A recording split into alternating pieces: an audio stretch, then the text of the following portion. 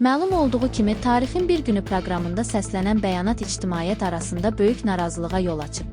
Proqramın dəvətlisi olan müğənni Nüşabə Musayevanın xəyanətə qarşı eyni üsulla cavab verməyin məqbul olduğunu deməsi sosial şəbəkə istifadəçilərinin sərt reaksiyası ilə qarşılanıb. Tamaşaçılar belə yanaşmanın televiziya efirində ifadə olunmasına uyğun saymayaraq Audiovizual Şuraya çağırış ediblər ki, məsələ ilə bağlı ciddi ölçü götürülsün. Videoya keçməzdən əvvəl kanala abunə olmağı və videonu bəyənməyi unutmayın. Sizin fikirləriniz bizim üçün çox önəmlidir.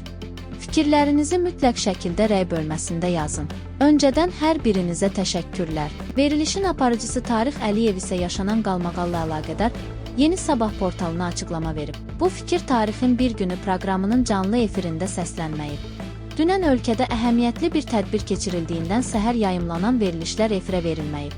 Sözügedən proqram əvvəlcədən lentə alınıb və günorta saatlarında yayımlanıb. Veriliş Spaç televiziyasının təkə bölməsi tərəfindən yoxlanarkən, Nüşabə xanımın həmin fikri səsləndirdiyi hissə efirdən çıxarılıb. Sosial mediada yayılan bu fraqment isə rəsmi yayımdan kənarda paylaşılıb. Bu səbəbdən məsuliyyət bizə aid deyil.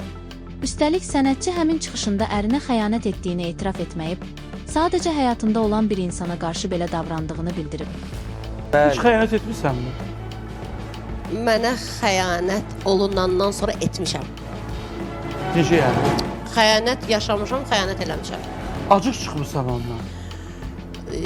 Ruhum sakitləşsin. Eləmişəm, yaxşı da eləmişəm.